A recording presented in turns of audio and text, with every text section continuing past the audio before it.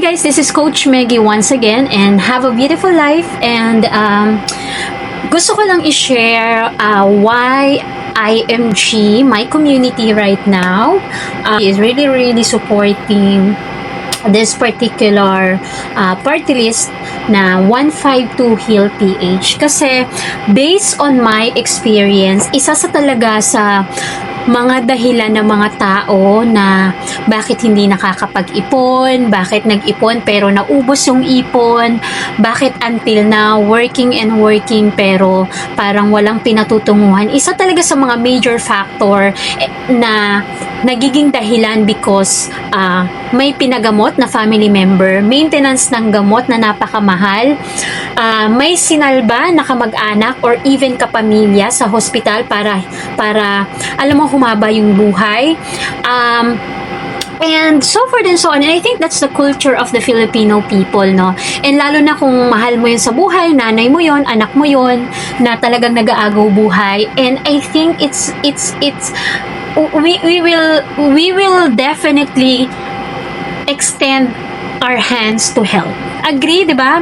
Ganun natin, and ganun ko nakita yung mga nakakausap ko na sobra talagang sa pagdating sa pamilya, and nakakatuwa and at the same time nakakasad. Kasi nga, kung meron sanang magandang hospital facility, may libreng health card na walang limit, na kahit ano yung sakit mo, okay ka lang, may peace of mind ka lang, di ba? And then, yung hindi ka papagalitan ng mga doktor, hindi ka susungitan sa hospital kasi parang, di ba, experience niyo ba to na parang sinusungitan kayo ng mga minsan medical staff, siguro dahil na rin sa pagod nila or dahil ba ikaw walang-wala ka na tumakbo sa hospital, because I experienced that personally. And then, yung pinaka-painful na nangyari sa isa sa mga member namin dito sa community when I was new pa is yung meron siyang anak na hindi tinanggap nung hospital dahil wala siyang health card, and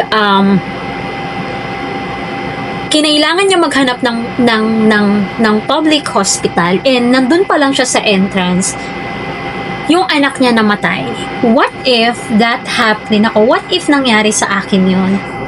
Kasi nung na-hospital yung anak ko, talagang muntik din talagang halos maubos yung ipon ko ng pagkadalaga, and halos mangutang, 'di ba? And minsan, yun din yung nangyayari sa ating mga Pilipino. Mangungutang ka, talagang kakapalan mo na lang yung mukha mo kahit anong sinasabi ng kamag-anak mo ng ibang tao, and we want to end that. Now, we deserve more. We deserve yung mga nai-experience ng mga mayayaman, deserve din ng bawat Pilipino yon. And that's why we really support this party list, the 152 Heal PH, because yun yung advocacy nila. And this is aligned to our mission. Magkaroon ng libreng health card yung mga Pilipino na walang limit, 'di ba? Magkaroon na kung ano yung nasa magagandang hospital na mga facilities, na mga machines, 'di ba? Ma-access din ng isang simpleng one, 'di ba? And at the same time, yung mga talagang staff, doctors, nurses na magagaling, yun talaga yung mai-experience natin. Kasi sa totoo lang guys, we have the best doctors, we have the best nurses in the Philippines, 'di ba? Wala lang talaga tayong maayos sa sistema in terms of the healthcare system. So, and that's the advocacy of 152 Heal PH. Nung una, hindi ko talaga rin naiintindihan ano ba tong party list na to, bakit, paano ba yan? And our mentor, Sir Joan de las Peñas, really explained to us na ang may pera talaga sa Pilipinas. Meron tayong budget, hindi totoo na walang pera ang Pilipinas. Party list is part of the Congress, 'di ba? And then there are 160 party list na meron, 'di ba? And 60 lang yung pwede doon. And siguro yung iba sa atin may kanya-kanya ng party list na sinusuportahan, and that's good. Kasi malamang you have your own reason why you need to vote for that party list, and that's fine with us po.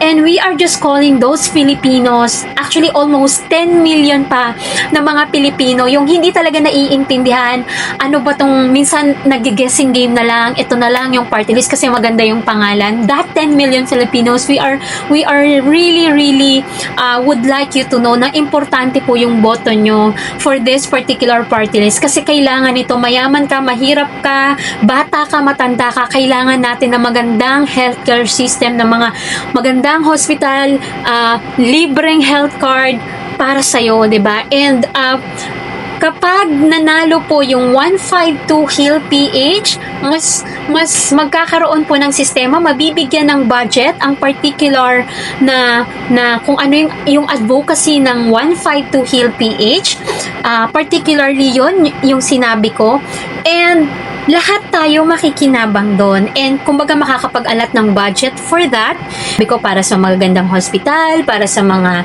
talagang magagaling na doctor, na nurses, magkaroon ng libreng health card, yung mga anak natin, yung pamilya natin, and hindi na lang natin sasabihin na sana all, 'di ba? Yung mga, kasi kaya naman po, like for example in Makati, one of our nearby city, na ang ganda-ganda ng may sarili silang hospital, meron silang card specifically for their citizen. And what if, 'di ba, lahat ng bawat city may ganun din, na kahit nasa liblib ka na lugar, may access ka sa isang magandang hospital or clinics, may access ka sa magagaling na doktor, meron kang health card na hindi ka matatakot na magpa-check up or magpatingin or magpa-opera, kasi you have that peace of mind. And in return po, kapag hindi natin na kailangan gumastos ng pera